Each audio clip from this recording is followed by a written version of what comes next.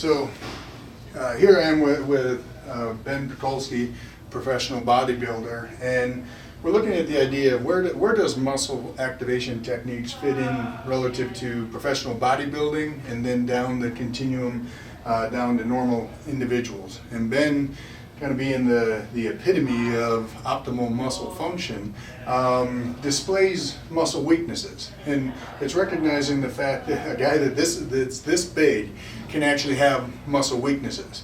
And so from that, we're basically looking at the idea that when you overstress muscles due to working out or everyday life, it can take its toll on the muscle system, and it alters the communication between the brain and the muscle, so those muscles just can't fire as efficiently as they're designed to fire.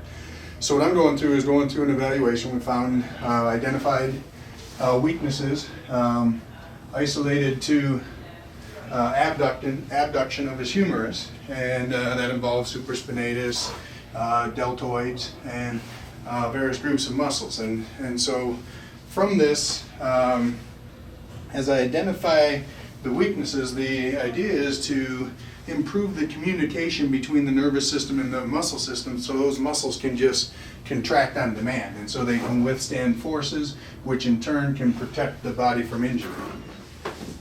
So people ask me why I see MAT as being so valuable to me, and in any athletics, the goal is to contract muscles. The goal is optimal movement, regardless if you're trying to be a physique athlete, a bodybuilder, or any type of athlete. The goal is to get a muscle contracting, get a muscle shortening. So if I go in the gym and my muscles aren't able to shorten, whether it is any particular muscle, I'm not going to be able to isolate that muscle the way I want to. I'm not going to be able to contract it. And everything I teach is never about moving weight. It's never about slinging weight. It's about optimal muscle contraction. So if you can't actually get that muscle to contract, you can't train it. So you're never going to be able to develop a symmetrical physique. You're never going to be able to optimally perform at any athletic endeavor, because your body's going to be developing compensation patterns.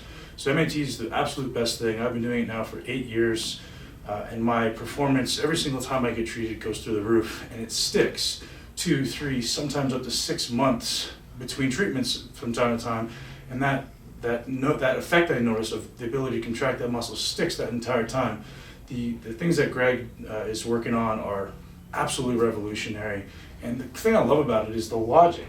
It's just so commonsensical, but most people don't think that way. So, Greg, what do you have to say about how MAT kind of ties into, or the common sense of MAT and how that applies to, muscle performance?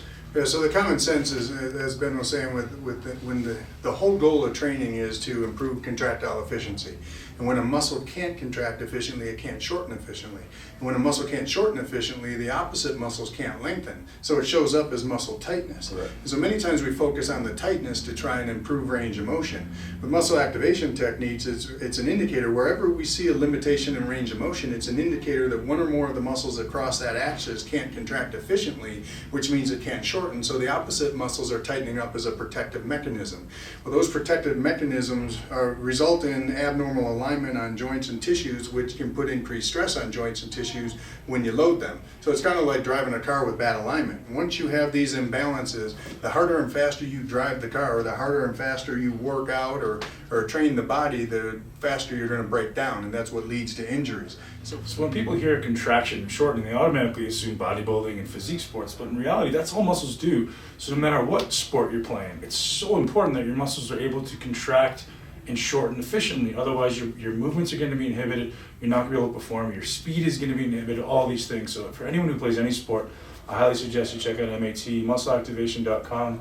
Mr. Greg Roskopf, the man himself. Thank you, Ben. Thanks, buddy.